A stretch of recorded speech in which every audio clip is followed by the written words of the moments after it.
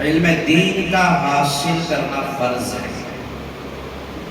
اتنا علم نہیں کہ میں حافظ قرآن بن جاؤں، عالم دین بن جاؤں، مفتی بن جانا، فاضل بن جانا، عامل بن جانا، ایسا نہیں۔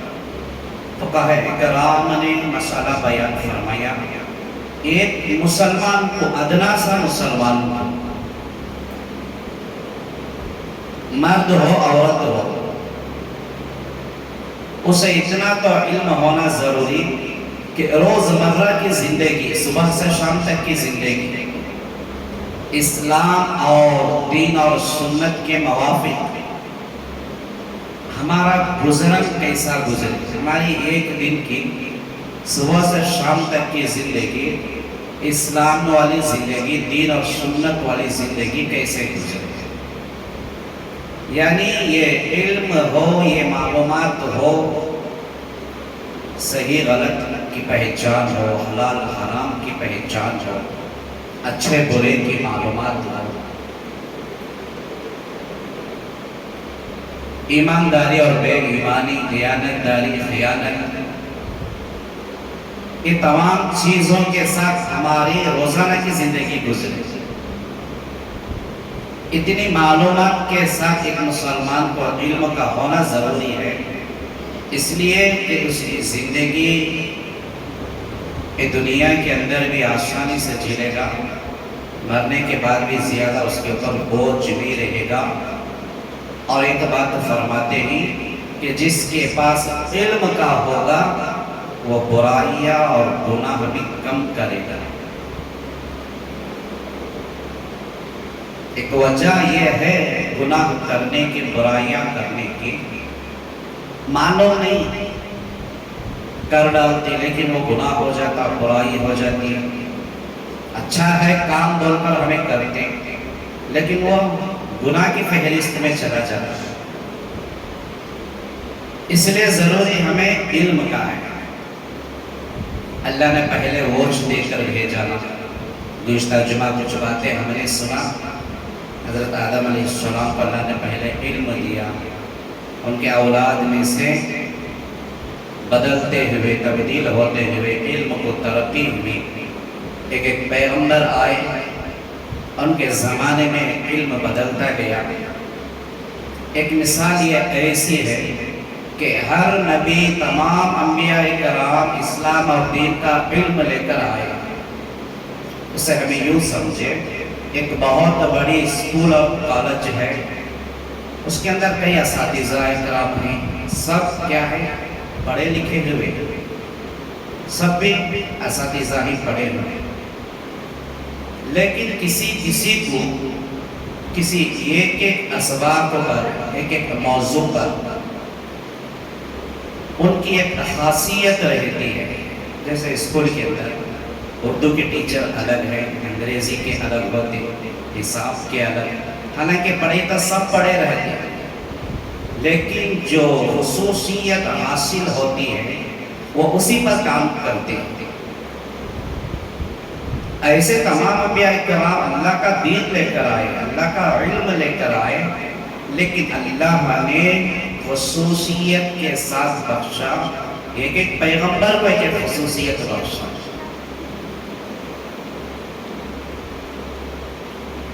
قلم کا علم، درسی کا علم حضرت ادریس علیہ السلام کو اللہ نے دیا۔ اب یہ قیامت تک چلتا رہے گا سلسلہ، یعنی یہ ایک الگ اسپیشلٹی کے استاد بن گئے، قوم کی، امت کی، انسانوں کی ایک الگ خصوصیت کے استاد بن گئے۔ حضرت ادریس علیہ السلام، آج ہر کسی کو آسان ہو گیا لکھنا پڑھنا۔ نوح علیہ السلام کے زمانے میں شریعت کو ترقی ملی، اب قیامت تک لوگوں کو قرآن اور حدیث کو سامنے رکھ کر اچھے برے، صحیح غلط، حلال حرام کی تمیز کا پتہ چل جاتا ہے۔ یہ حضرت نوح علیہ السلام نے پھیلا دیا اسے، یہ ان کی خصوصیت تھی، اللہ نے ان کو دیا تھا۔ ایسے تمام انبیاء کرام آئے ہیں، بارہا ہم سنتے ہیں، حضرت سیدنا ابراہیم علیہ السلام بیابانوں کی طرف، پہاڑوں کی طرف ایک غار میں ان کی پیدائش اور پرورش ہوئی. جوان العمر کو آئے، اس وقت تک وہ باہر نہیں آئے. اللہ نے ان کو مناظرہ کا علم دیا. نہ وہ ماں سے کچھ سیکھے، نہ باپ سے سیکھے، نہ کسی استاد سے سیکھے، نہ تو انہوں نے دنیا کا ماحول ہی نہیں دیکھا تھا کہ دنیا میں کون سی زبان بولی جاتی ہے، دنیا میں کیا ہوتا ہے. ابراہیم علیہ السلام نے یہ سب نہیں دیکھے تھے. جب جوان عمر ہوئے غار کے اندر، وہاں سے ان کو موقع ملا باہر کا نظارہ کرنے کا. بار بار ہمیں واقعہ سنی تو سب سے پہلے شام کے وقت میں انہوں نے آسمانوں کے اوپر دیکھا، لہلاتے چمکتے سنہرے نورانیت کے ستارے نظر آ رہے ہیں. اس سے پہلے انہوں نے ایسی کوئی چیز نہیں دیکھی. ان کو اللہ نے مناظرہ کا علم دیا. اس میں دو تین باتوں کی حکمت کا ہونا ضروری ہوتا ہے. ایک، انسان کو زیادہ غور کرنے کی ضرورت پڑتی ہے. دوسرا، اپنے دل کو مطمئن اور پرسکون رکھنا، کیونکہ آدمی کبھی بھی بڑبڑاہٹ میں، ارجنٹ میں زیادہ بولنے سے، گھبراہٹ میں بولنے سے نقصان اٹھا جاتا. کبھی سوچ سمجھ کا فیصلہ نہیں کرتا. بغیر سوچے غور کرے، بغیر سمجھے زبان کو بول دینے سے اکثر ایسے لوگ نقصان اٹھاتے ہیں. مناظرے والے کے واسطے بھی دل مطمئن رہنا، پرسکون رہنا. تیسری بات یہ کہ جب مخالفت طرف کی سامنے سے کسی کی طرف سے کوئی سوال کوشچن آ جائے تو فوراً ایسا جواب دے دینا کہ سامنے والا خاموشی اختیار کر لینا، پھر اسے بدل کر وہ جواب نہیں دینا. یہ تین چیزیں رہتے ہی مناظرے کے علم میں. علم بھی کئی طرح کا ہے. سن کر بول دینے والا بھی علم ہے، کاغذ میں لکھنے والا بھی علم ہے، پڑھ کر عمل کرنے والا بھی علم ہے. ایک علم وہ ہوتا ہے جو اللہ فطرت میں اندر سے ڈال دیتا ہے. اب ہم سب ایک ہیں، ہاتھ پیر سے، آنکھوں سے، ہر اعضاء سے ایک ہی طرح کے انسان ہیں، لیکن اندر کی ہماری فطرت جو ہے وہ سب کی الگ الگ ہے. سوچ الگ ہوتی ہے، سمجھ الگ ہوتی ہے. جس کے پاس جتنی معلومات اور جتنا علم ہوتا ہے وہ اسے الگ طرح سے اس کی فطرت کی طرف سے وہ اسے کیا کرے گا؟ ادا کرے گا، عمل کرے گا، یعنی اس کا استعمال کرے گا. ہر ایک کی سوچ نہیں ہوتی، ایک ہی بول نہیں ہوتی. یہ فطرتاً ہے. ابراہیم علیہ السلام کہاں بھی نہیں پڑھے تھے، کوسی میں شریعت نہیں معلوم تھی، کوسا بھی دین ان کو معلوم نہیں تھا. اللہ نے ان کے فطرت میں رکھا تھا یہ باتیں، تین باتیں: غور کرنا، دل کو پرسکون اطمینان کے ساتھ رکھنا، اور زبان سے جواب دے دینا. یہ تین چیزیں ان کے پاس آ گئی تو انہوں نے پہلے دیکھا آسمان پر ستارے چمک رہے. فوراً دل کے اندر آ گیا، مجھے پیدا کرنے والا، مجھے یہاں زندہ رکھنے والا، مجھے یہاں پالنے والا یہی ایک رب ہو سکتا ہے، کیونکہ اس سے پہلے یہ چیزیں میں دیکھے چلے. وقت گزرنے کے ساتھ ساتھ ستارے غائب ہو گئے آسمان سے. فوراً ان کا دل پھر بدل گیا. ایسا نہیں ہو سکتا. جو چیز غائب ہو جائے، جو چیز فنا ہو جائے، دکھ کر چلے جائے، کسی چیز کو فنا حاصل ہو، وہ رب نہیں ہو سکتا. فوراً دل میں بات آتا. ہمیں ہماری فطرت پر، ہماری سوچ پر، ہمارے غور و فکروں پر ہمیں افسوس کرنا. پوری زندگی بھی ہمیں اللہ ایک ہے، اللہ کے نبی کے بارے میں، قرآن حدیث کے بارے میں، نفع نقصان کا مالک اللہ ہے، جو کچھ بھی ہوتا اللہ سے ہوتا۔ ہماری سفارش کرنے والے پیغمبر خدا صلی اللہ علیہ وسلم نے بہت سارے چیزیں ہمیں سنتے آ رہے، لیکن پھر بھی آج تک ہمارا اللہ ایک ہونے کا یقین دلوں میں بیٹھا نہیں ہے۔ بیٹھتا بھی ہے تو پھر سوچ ہماری، عمل ہمارا، غور و فکر ہماری کیا ہوتی ہے؟ اللہ بھی کرتا ہے، فلانے بھی کرتی ہے، اللہ ان کو طاقت دیا رہتا، اللہ بھی کرتا، وہ کام وہ بھی کرتا۔ ایک مکمل کامل یقین ایمان اللہ کی ذات سے ہمارا آج تک بنا نہیں۔ برسوں باپ داداؤں کے زمانے سے ہم مسلمان ہیں۔ ابراہیم علیہ السلام پل پل میں، سیکنڈوں کے اندر اپنے ایمان کو زندہ کر رہے ہیں، اپنے یقین کو زندہ کر رہے ہیں، توحید کو بڑھوتری دے رہے ہیں۔ ستارے دیکھ کر نظر نہیں آئے تو انکار کر ڈالے، یہ میرا رب نہیں ہوتا۔ صبح سورج نکلا، سارے عالم کو، آسمان اور زمین کو روشن کرتے ہوئے سورج کو دیکھے تو سوچنے لگے کہ شاید یہ میرا خدا ہو سکتا ہے۔ جیسے جیسے وقت گزرتا گیا سورج بھی ٹھنڈا پڑ گیا، اسے بھی غروب ہونے کا وقت آ گیا۔ فوراً حضرت ابراہیم السلام نے کہا کہ یہ چیز بھی فنا ہو گئی، یہ بھی میرا رب نہیں ہے۔ غور بھی کرے، اپنے دل کو پرسکون اور اطمینان میں بھی رکھے، لیکن دل سے جواب بھی دے رہے، فیصلہ بھی کر رہے۔ ستاروں کا اپنے انکار کیا، سورج کا اپنے انکار کیا، جو چیز نظر آ کر وہ غائب ہوتی تھی، تو پھر آخر میں انہوں نے کہا میں کہ ایسے رب کی پرستش اور عبادت کرتا ہوں، ایسے رب کو میں پکارتا ہوں جس کا فنا نہیں ہے، جو غائب نہیں ہوتا، فنا نہیں ہوتا، اور جو نظر بھی نہیں آتا۔ وہ ایسا رب ہے جو یہ تمام چیزوں کو بنانے والا ہے، ستاروں کو بھی بنانے والا، سورج کو بھی پیدا کرنے والا، آسمان کو بھی ٹھہرانے والا، سارے عالم کے نظام کو چلانے والا، مجھے پیدا کرنے والا، اس غار کے اندر رکھ کر یہاں میری پرورش کر کے یہاں جو ہے مجھے زندہ رکھنے والا ایک ایسا رب ہے، میں اس رب کو مانتا ہوں۔ یقین ان کا بن گیا، مناظرہ کا علم اللہ نے ان کو دیا، تب جا کر ایک آپ اکیلے تھے، کوئی آپ کا دوست ساتھی ساجی نہیں تھا اس کام کے اندر۔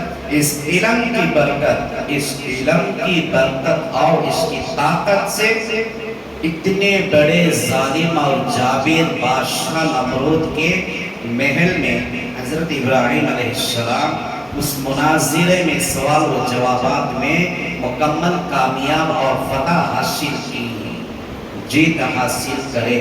کیا طاقت تھی!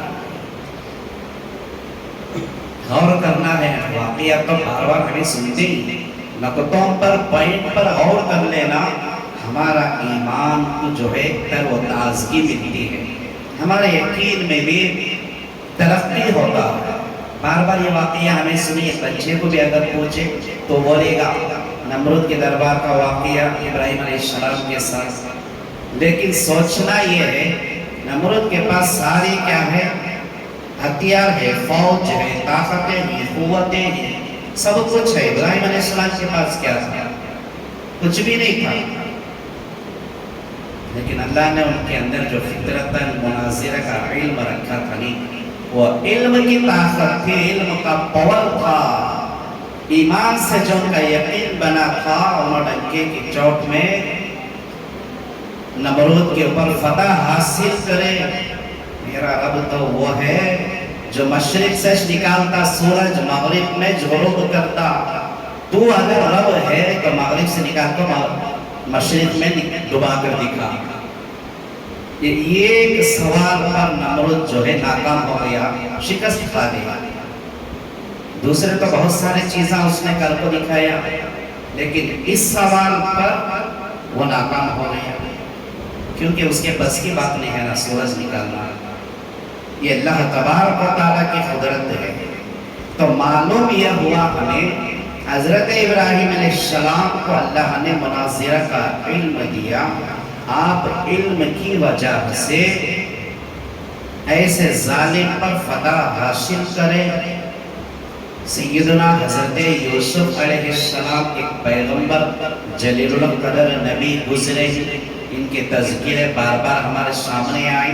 اللہ نے ان کو کیا خصوصیت دیا تھا؟ ان کے اندر بھی اللہ نے خصوصیت دی تھی، فطرتاً کہ تعبیر و رؤیا یعنی خوابوں کی تعبیر کو جانتے تھے، بتاتے تھے۔ اس چیز سے انہوں نے کئی جگہوں پر فتح حاصل کی، کامیاب ہوئے، جیت ان کے ہاتھ لگی۔ پورا تفصیلی واقعہ عرض کرنا مناسب نہیں ہے۔ اب جانتے ہیں کہ حضرت یوسف علیہ السلام کو جیل میں رکھا گیا، ان کے ساتھ میں دوسرے لوگ بھی تھے۔ دو آدمیوں نے ان کو خواب بولے۔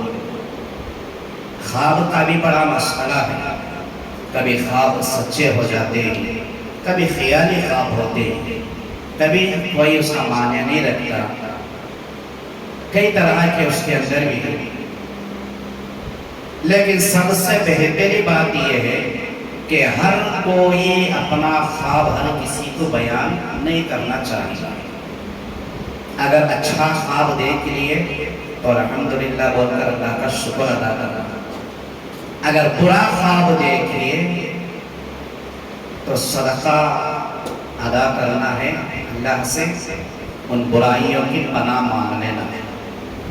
ہاں، اگر ہمیں اعتبار ہوتا ہے، یقین ہوتا ہے کہ اس خواب کی کوئی کچھ تعبیر کیا ہے، مسئلہ جان لینا، یا کسی کے اوپر اعتبار ہوتا ہے تو وہاں سے معلوم کر لینا بہتر ہو سکتا ہے، ورنہ ان چیزوں کی کوئی ضرورت بھی نہیں ہے۔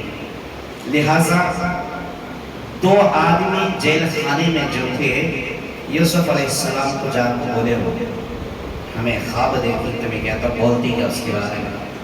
بولے تمہیں بیان کرو خواب کیا ہے؟ ایک آدمی بولا میں خواب میں روٹیاں تقسیم کر رہا ہوں غریبوں نے۔ ایک آدمی بولا کوا چیل جیسے پرندے ہیں وہ آپ کو میرے سر پر بیٹھ کر ڈھونگا مار رہے اور وہ کو چلے جا رہے۔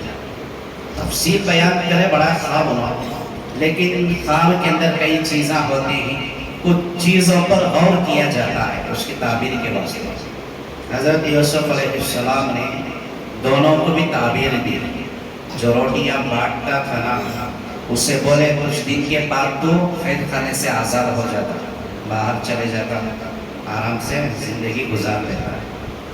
اور جس کے سر پر پرندے ڈھونگ مارتے تھے اسے بولے کہ تیری موت واقعی ہے، یہ جیل خانے میں تجھے پھانسی دے دی جائے گی، کچھ دن گزرے۔ ان دونوں کے ساتھ وہی معاملہ ہوا، ایک کو رہا کر دیا گیا اور دوسرے کو پھانسی دے دی گئی۔ یہ فطرتاً فن حضرت یوسف علیہ السلام کو اللہ تبارک و تعالیٰ نے دیا تھا۔ بڑے بڑے لوگ، رئیس بادشاہات بھی ان کی مدد لیا کرتے، ان کا سہارا لیا کرتے تھے۔ ایک مرتبہ وہی بادشاہ جو اپنے قید خانے میں رکھا تھا، اس نے ایک خواب دیکھا۔ بڑے بڑے اپنے دربار کے جو ہے لوگوں سے، وزیروں سے پوچھا، وہ یوں کا بیان خواب کرنے والے الٹا سیدھا بولنے والے ملے۔ چلتے چلتے یہ جو آدمی قید خانے سے رہا ہوا تھا، اس کے کان میں بات پڑی، اس نے بادشاہ تک پہنچایا کہ بادشاہ ایک آدمی کو میں ایسا جانتا ہوں، برابر تمہارے خواب کی تعبیر بتا دی۔ تو آدمی کون ہے؟ آپ کے قید خانے میں یوسف علیہ السلام۔ حکم ہوا کہ جاؤ ان کو آزاد کر کے لے کر آؤ۔ اس وقت تفصیلی کچھ مذاکرہ ہوا، غالباً حضرت یوسف علیہ السلام کو بادشاہ کے سامنے لایا گیا۔ بادشاہ نے اپنا پورا بڑا خواب بیان کیا تفصیل۔ یوسف علیہ السلام نے اس کی تعبیر بتائی، تیری بادشاہت چلے جاتی ہے، تیرا اہل و عیال چلے جاتے ہیں، تیری عزت چلے جاتی ہے، تیرا نام نابود نہیں رہتا۔ تیری سلطنت بھی تباہ ہو جاتی ہے. قریب میں قحط پڑنے والا ہے، اس میں سے تیرا سارا خزانہ مال دولت سب جو ہے ختم ہو جاتا، تباہ ہو جاتا. لیکن اس کے باوجود بھی رعایا کی تو کچھ مدد نہیں کر سکے گا. ایسا بولتا رہے تو حضرت کو کیا کہ خواب جا کو پوچھے، ایسی تعبیر کون تک بولتا رہے تو ہمیں برداشت کریں گے. یوسف علیہ السلام بادشاہ کے سامنے اس کی تباہی کا، اس کی بربادی کی جو ہے تفصیل بیان کر رہے ہیں. حیران ہو گیا وہ. انہی سے پوچھا کہ اب قحط پڑے گا، اس کا کوئی حل ہے؟ تو حضرت یوسف علیہ السلام نے کہا کہ اس کی ذمہ داری مجھے دے دو، اس کا نظام میں چلاؤں گا، اس کا نگراں میں بنوں گا، اس سے جو ہے قحط میں کوئی پریشانی نہیں ہوگی، اس نظام کو میں لے کر چلوں گا. ہوا بھی ایسے ہی. حضرت یوسف علیہ السلام کو ایک بہت بڑے انچارجمنٹ ذمہ داری دے دی گئی سارے دربار کے محل کے خزانے کی. تفصیل واقعہ آگے گزرا. کچھ عرصہ گزرا تھا، بادشاہ نے تخت ادا کر دیا. تخت پر بیٹھ کر یوسف علیہ السلام نے بادشاہت گزاری، اور بادشاہ کی بیوی بھی بادشاہ کے ہاتھ سے چھوڑ گئی، سلطنت بھی چلے گئی. آخر بس بادشاہ کو آپ نے تعبیر بتائے کہ دیکھ یہی تیرے خواب کی جو تعبیر تھی نا وہ یہی ہے. غالباً درمیان میں بیچ میں بھائیوں کا آنا جانا. حضرت یوسف علیہ السلام کے تفصیلی واقعہ الگ ہے، علم کا موضوع چل رہا ہے، مجھے آپ کے سامنے وہی باتیں رکھنی ہے. یہ چیز تھی اللہ تبارک و تعالیٰ نے کچھ لوگوں کو حاصل کرنے کے بعد ان کی محنت کے، ان کے غور و فکروں کے مطابق دیتے. بعض لوگوں کو اللہ تعالیٰ اپنی جو ہے اپنی طرف سے ان کے اندر فطرتاً میں ڈال دیتے ہیں. یہ ایسے علم جیسی چیز ہے، انسان اس کے ساتھ جہاں بھی گیا ہے اسے طاقت ملی ہے، اسے رعب ملا ہے، اسے حکومتیں ملی ہیں، سلطنتیں ملی ہیں، دولت ملی، سب کچھ ملی ہے. بغیر علم والے انسان کو کچھ نہیں ملا. تھوڑی وقت کے واسطے اگر کچھ وہ حاصل کیا بھی رہا ہو تو بعد میں وہ برباد اور تباہ ہو گیا ہوگا. داؤد علیہ السلام کو بھی اللہ نے علم دیا تھا. بڑے سے بڑے لوہے کو ہاتھ میں لے کر وہ زراب بناتے تھے جو لڑائی اور جنگوں میں پہننے کے واسطے کوٹ کی طرح کام آتا تھا. ایسے چیزوں کو نقش و نگار کرنا بھی یہ کسی جو ہے علم کے بغیر کام نہیں ہو سکتا تھا. اس کے بعد حضرت سلیمان علیہ السلام ان کے بیٹے تھے. اللہ نے ایک ایسی نعمتوں سے نہیں نوازا، علم بھی دیا، طاقت بھی دیا، نبوت بھی دیا، یہاں تک کہ حضرت سلیمان علیہ السلام لوگوں میں اعلان کرے کہ لوگوں، اللہ نے مجھے وہ خاصیت دی ہے کہ میں چرند پرند جانوروں کی، چرند پرندوں کی بولی سمجھ سکتا ہوں اور میں ان سے ہم کلام یعنی باتیں کر سکتا ہوں. علم کی وجہ سے دیا تھا. چلو انسان کی بات تو انسان ہے، انبیاء کی الگ بات ہے، صحابہ اولیاء کی الگ بات ہے. سلیمان علیہ السلام کے دربار اور آپ کے تخت کی، آپ کے قافلے میں ایک پرندہ رہتا تھا. ایک پرندہ، ہدہد پرندہ رہتا تھا. پرندوں کی کوئی حیثیت نہیں. آپ جانور ہم بھی پالتے ہیں، پرندے پالتے ہیں، ان کے اندر کیا خصوصیت ہوتی ہے؟ پرندے کی کوئی حیثیت ہی نہیں ہوتی. لیکن ہر ساری مخلوق حضرت سلیمان علیہ السلام سے بڑا ادب اور احترام کیا کرتی تھی. کوئی جو ہے زور سے آواز نہیں، بات چیت نہیں، ان کے حکم کی خلاف ورزی نہیں، یہاں تک کہ کوئی نافرمانی نہیں. بڑے جو ہے فرما برداری کے ساتھ گزرتے تھے. ایک مرتبہ آپ کا قافلہ کہیں پر گیا، انسان بھی ہیں، جنات بھی ہیں، اور جو چرند پرند تھے ساتھ میں وہ سارے چیزیں تھے. ایک پرندہ، ہدہد پرندہ، ایک بہت چھوٹا سا پرندہ، اس کی بڑی لمبی چونچ ہوتی ہے. یہ پرندہ غائب تھا. قرآن کے اندر تفصیلی واقعہ مکمل آیا ہے. جا کر تلاش کرے हुदहुद परिंदा गायब है, वो नहीं है। अब इसे साथ में रखने का फायदा क्या था, सो जरा गौर करें। अल्लाह ने उससे ऐसी ताकत दिया था परिंदे को, जिस जगह पर जाकर आपका काफिला रुकता था, जमीन पर चोंच रखकर वो मालूम करता था कि जमीन के कितने हिस्से पर पानी है और कितनी गहराई में पानी है, साफ और शफाफ मीठा पानी कहाँ है, खारा पानी कहाँ है, ये सारी चीजें वो मालूम करता था। यानी उस दौर का सबसे बड़ा वो इंजीनियर था। आज ये सब नाराना फिरा ले तो, खुदवाई कर ले तो ठंडा नहीं। आज नुकसान पहुंचने उसकी वजह जो रही, इल्म हमारे अंदर से निकल गया, यकीन हमारे अंदर से निकल गया, तो अल्लाह ने उसकी बरकत के तुफैल होने वाले कामों को छीन लिया। दुनिया के मामला आज हो रही, इतने बड़े बड़े जो है इंजीनियर है, बड़ा काम करने वाले, कितनी परेशानी, कितने दिन लगता, कितनी तकलीफ, मेहनत उसके पीछे, लाखों रुपया उसके पीछे खर्च करना, एक बोर वाले गुलाब को पानी चकरने के वास्ते। ये परिंदा सेकंडों में बोल डालता था। सुलेमान अलैहिस्सलाम, यहाँ मीठा शहद जैसा पानी इतनी गहराई में और इतने जो है दायरे के अंदर है, यहाँ इतनी खुदवाई करने में इतनी फोर्स के साथ पानी तुम्हें पीने मिल जाता होगा। इतना काम का परिंदा था। किसने दिया था ये उन्हें? उस परिंदे को वह कुव्वत और ताकत और वह इल्म अल्लाह ने दिया था। परिंदा गायब है, आपने ऐलान किया, अगर फौरन जल्दी मेरे सामने हुदहुद आ गया, कोई जायज उज़र बहाना सही काम दिया था, क्या हुआ बोल डालिया तो बच गया, नहीं तो आज उसे मैं ज़बाह कर डालूंगा। ढूंढे लोग, भी ढूंढे, जिन्नात भी देखे, इधर देखे, कहीं भी उसका नाम निशान बाकी नहीं। एक दिन सुबह से शाम तक गुजर गया, आखिर वक्त में वो आया। हज़रत सुलेमान अलैहिस्सलाम के दरबार में परिंदा आया। सारे लोग हैरानी से देख रहे थे, जिन्नात भी देख रहे थे, आज तो इसका काम तमाम हो जाएगा बोला। सुलेमान अलैहिस्सलाम आगे बुलाकर पूछे कि भाई क्या हुआ, तेरा कोई पता नहीं, कहाँ गायब हो गया था, या तो आज तेरी सही बहाने पर जिंदगी बचेगी या फिर मौत वाकई होगी।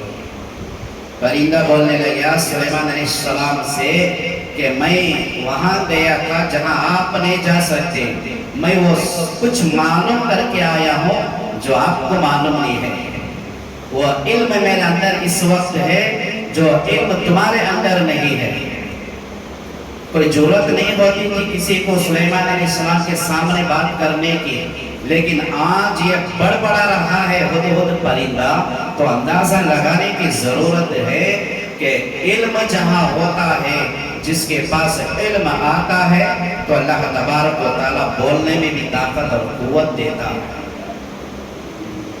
ये इतनी वजह हो रही, सियासतदान है, सरकार है, गवर्नमेंट है, सारे मुसलमानों के हुकूक पूरे तबाह हो जा रहे। जुल्म इतना हो रहा कि कोई मुसलमान आगे खड़े होकर जाकर बोलने पूछने की ताकत नहीं रखता। वजह क्या? हमारे पास इल्म नहीं है। आज हमें एक मिनिस्टर को बात करने का इल्म नहीं जानता, नहीं तो हमारे आज हालत ये नहीं होती। वह कुव्वत और ताकत नहीं है जो हमें अपना हक छीन कर ले। बेकसूर हो गए, मजलूम होने के बावजूद भी फिर भी हम ऐसी जिंदगियां गुजार रहे हैं। कभी तो हमें अफसोस और गौर करने की जरूरत है। अल्लाह ने क्या नहीं दिया था, सब कुछ हम जो है गलवा ले अपनी तरफ से। उस परिंदे ने देखो हजरत सुलेमान अलैहिस्सलाम से मुखातिब क्या बोल रहा, मेरे पास जो इल्म है कि वो तुम्हारे पास नहीं है। पूछे कि ऐसी भी क्या बात है भाई, ऐसा क्या मालूम किया तो? उसने कहा कौम सबा की तरफ मैं गया था, पानी की तलाश में एक जगह में देखा कि एक कौम है वो अल्लाह और खुदा को छोड़कर किसी गैर मखलूक की परस्तिश और पूजा कर रही है। ये इल्म, इससे बड़ी मालूमात आपके पास क्या है? آپ یہاں بیٹھ کر میری تلاشی لے رہے ہیں، وہاں دیکھو قوم تباہ ہو رہی ہے۔ کتنی بڑی فکر پرندے کے اندر آئی، کیسی معلومات لے کر آیا، پانی کو چھوڑیا اس نے، پانی کو چھوڑیا، سلیمان علیہ السلام کے حکم کو چھوڑیا، بول رہا ہے کیا قوم اللہ کو چھوڑ کو دوسرے کی پوجا کر رہی ہے، یہ معلومات تمہیں معلوم نہیں ہے، دیکھو میں لے کر آیا بھائی۔ اب معلوم کرے اس کی بات پر حدود بھیجے ملکہ سبا کو، ہو بہو ایسا ہی ہوا، لیکن حضرت سلیمان علیہ السلام نے اس ملکہ سبا عورت کو بلا بھیجا وہاں کی اس قوم کی بڑی سردارن کو۔ وہ آنے سے پہلے دربار میں بیٹھے لوگوں سے آپ نے پوچھا کہ وہ آئے، میں اتنا انتظار نہیں کرتا، اس سے پہلے کوئی ایسا ہے کہ اس کا تخت لا کر میرے سامنے پیش کر دے۔ ایک جن نے بولا یہ دربار ختم ہونے سے پہلے اس کا تخت میں لا کر رکھتا ہوں۔ حضرت سلیمان علیہ السلام نے کہا کہ یہ بہت دیر ہے، اس سے بھی جلدی ہونا چاہیے۔ یہ جن نے کہا اور اس سے پہلے میں لا کر رکھتا ہوں، لیکن ان کے پاس بھی علم کی کمی تھی، یہ سوچ سمجھ کر بول رہے تھے، اپنی طرف سے بول رہے تھے، مجھے موقع دو میں جاتا ہوں، وہ سبا آنے سے پہلے، ملکہ آنے سے پہلے میں تخت اس کا لا کر آپ کے خدمہ میں رکھ دیتا ہوں۔ اس میں سے ایک آصف نامی پڑھا لکھا ہوا جن تھا، کتابوں کا علم اس کے پاس تھا، اس نے کہا سلیمان علیہ السلام سے کہ اللہ کے پیارے نبی تمہیں آنکھ جھپکنے سے پہلے، پلک جھپکنے سے پہلے جو ہے وہ تخت میں لا کر رکھ دیتا ہوں۔ ابھی وہ بول رہا تھا، سلیمان علیہ السلام اپنی پلکوں کو جھپکا رہے تھے، ملکہ سبا کا تخت لا کر حضرت سلیمان علیہ السلام کے خدموں میں رکھ دیا گیا۔ وجہ کیا ہوئی، طاقت کیا رہی، تو دوستوں بزرگوں اگر واقعات اور باتیں میں بیان کروں تو بہت سارے آتے رہتے، ضرورت آج ہمیں علم کی ہے، علم کی آج ہمیں ضرورت ہے۔ ہاں ایک وقت تھا کہ آج ہم نے لاپرواہی میں کئی جو ہے دنیا کے جو ہے پرورش میں پڑھ کر ہم نے علم کو کھو دیا، لیکن ایک موقع آج ہمارے پاس ہے، اپنی اولاد ہے، اپنی نسلیں ہیں، ان کو علم والے بنانا ہے۔ دنیا کا علم جتنا بھی حاصل کرو، اس میں نہ ادب مل رہا ہے، نہ فائدہ مل رہا ہے، نہ کوئی تہذیب اور تمیز مل رہی ہے۔ اگر اللہ اور اس کے رسول کا دین اور اسلام کا علم مل جاتا ہے تو ساری چیزیں اس کے اندر آ جاتی ہیں، عزتیں مل جاتی ہیں۔ سب سے پہلی چیز ماں باپ کی زندگی پر سکون والی زندگی مل جاتی ہے اگر ہماری اولاد دینی علم والی ہو جاتی ہے۔ اسی کو اللہ کے رسول صلی اللہ علیہ وسلم نے فرمایا، طلب العلم فریضۃ علی کل مسلم و مسلمہ، اتنا علم حاصل کرو مرد اور عورتیں، اپنی روزمرہ کی زندگی میں فرض ہے کہ حلال حرام صحیح غلط کی تمیز تو ہو جائے، اتنا علم ہر مسلمان کو ہونا ضروری ہے۔